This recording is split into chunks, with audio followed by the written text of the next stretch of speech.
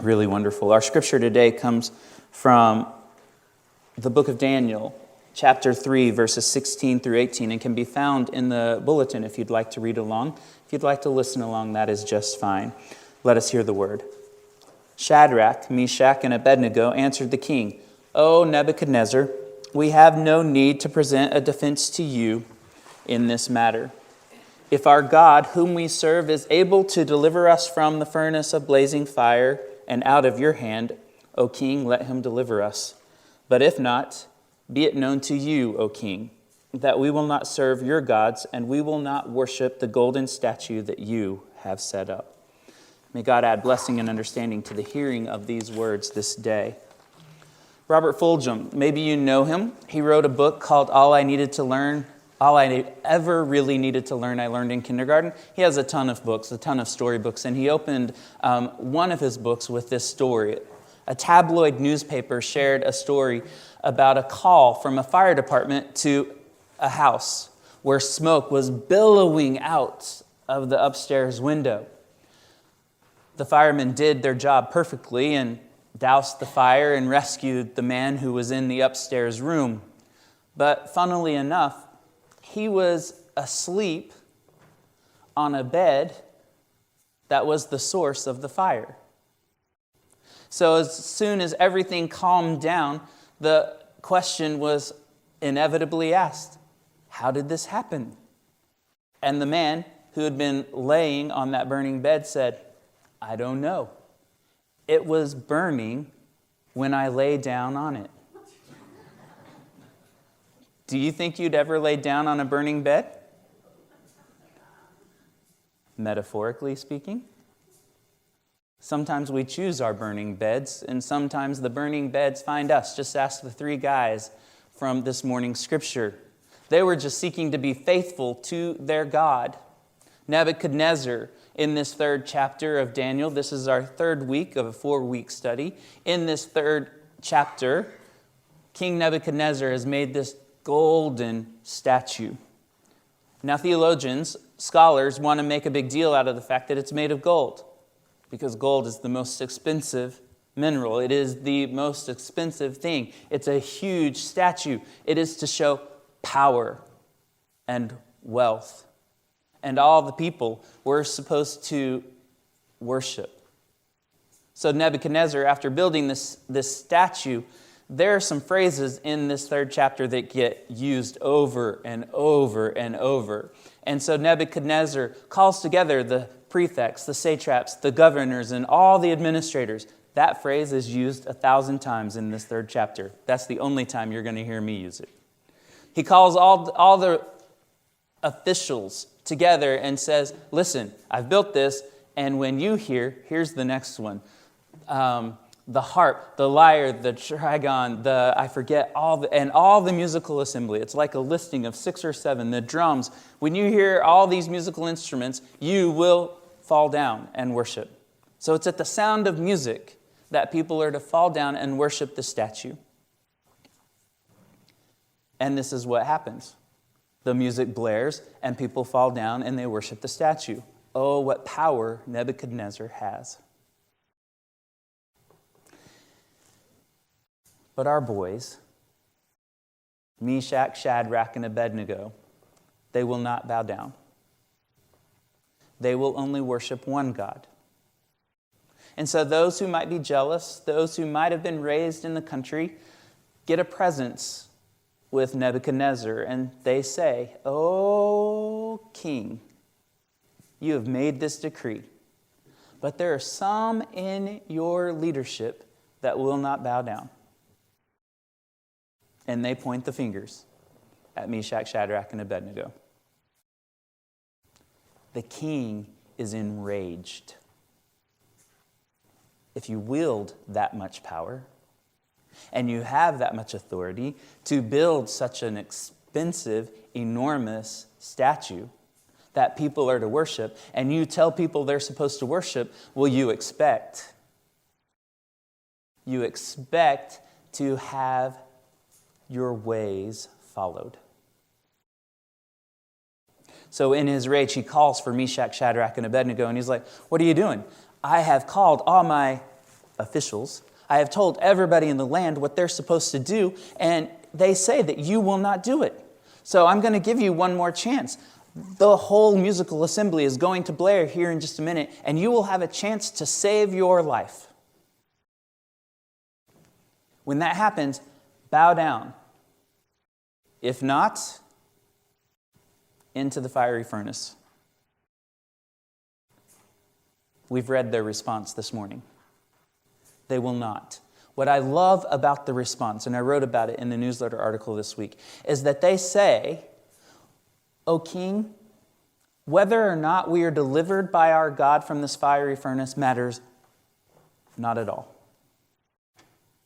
The only thing that matters is that we will remain faithful. You will see by our civil disobedience, by not following the rule that you have set before us, that we will not worship your statue.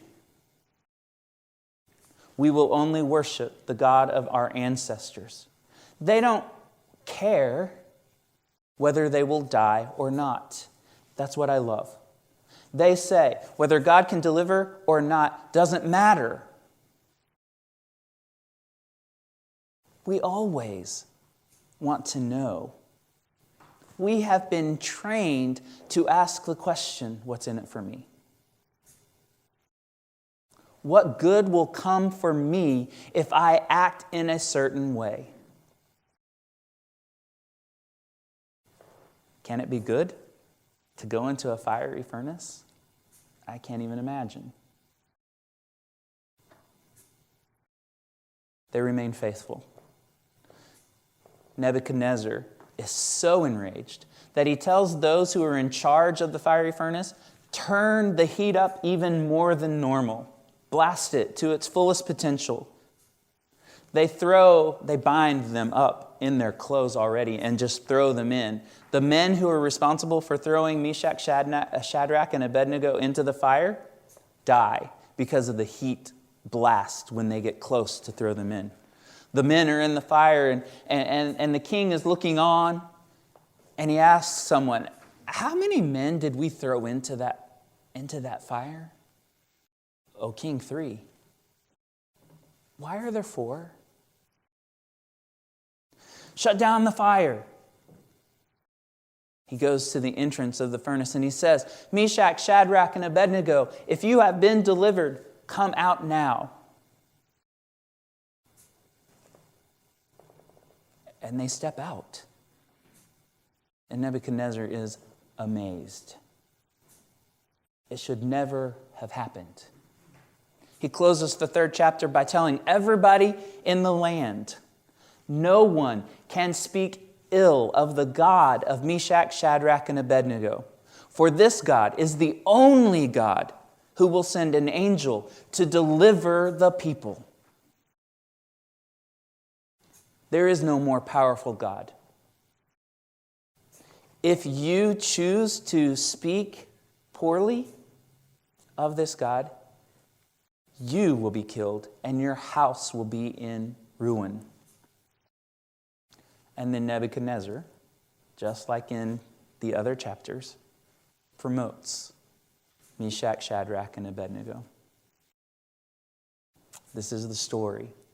It is a great story of faithfulness. It's a great story of being true to what you say you believe when you accepted Jesus into your heart.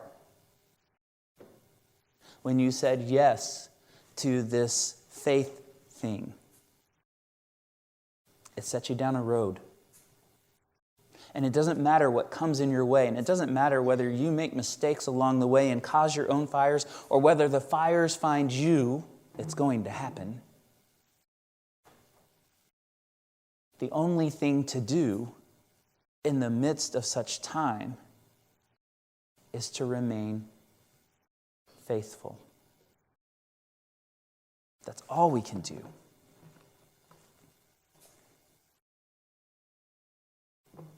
There was a man who read a story in the newspaper, and the story happened to be about him and his death. He had died, unbeknownst to him. Obviously, he hadn't. The newspaper got some people mixed up. It was actually his brother. But as he read the story, he was appalled about his own life. The story talked about the merchant of death. The story talked about how he had created bombs that would make it possible for people to die more widespread. This man was very disappointed in what he had become with his life, the merchant of death. So he decided to make some changes from that point on. Do you know who this is? Anyone? Alfred Nobel. The Nobel Peace Prize. He made his fires and decided to try to make some changes.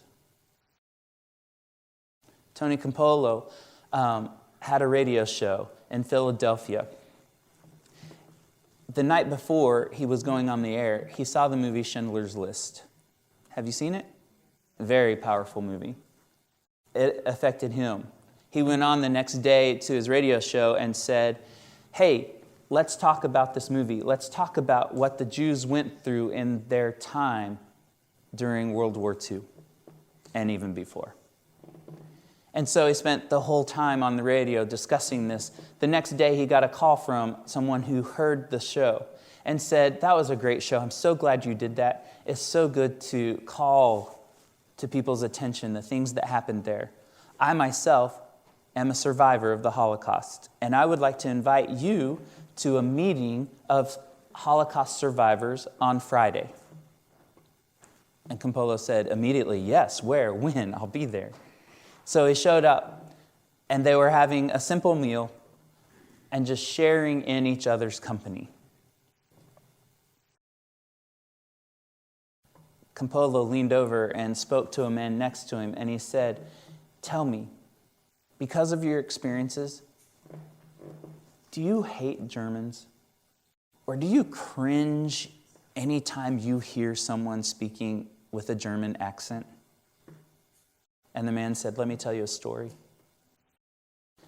I was very young when my father and I were put on the train to go to the camp. And they put as many people in those cars as they could. It was cramped, it was tight, you could barely breathe, and the stench was horrible. And we would move, the train would go, and then it would stop, and we'd be stopped for hours.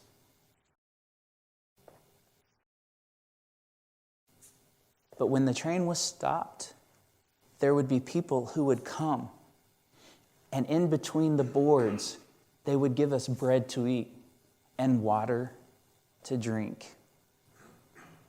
Anytime I hear someone speaking with a German accent, I just think to myself, that person could be the grandchild of one of those people who brought food and water to us." The meeting was coming to a close, and everybody got up, and they stood, they held hands in a circle, and they sang. They sang happy songs. He remembers them singing, and I'm trying not to sing it for you, but I've lost the words.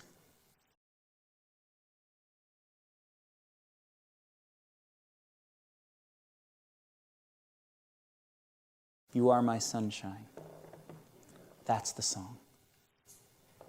Holocaust survivors, having just shared their experiences, standing around, holding hands, closing their meeting, singing, "You are my sunshine, my only sunshine." When it was over, Campolo asked another person standing near him, "What just happened?" And the person said, "This is how we started every day. We held hands, and we sang happy songs. It was the only way to bolster our spirits and to endure and to not let them win." Richard Rohr says this: if we cannot find a way to make our wounds into sacred wounds, we invariably become negative or bitter, because we will be wounded. That is a given. All suffering is potentially redemptive. All wounds are potentially sacred wounds. It depends on what you do with them. Can you find God in them or not? Whether we make the fires for ourselves or whether the fires are thrust upon us, we can be delivered if we can find God and remain faithful. This is our calling as believers. May it be so for all of us.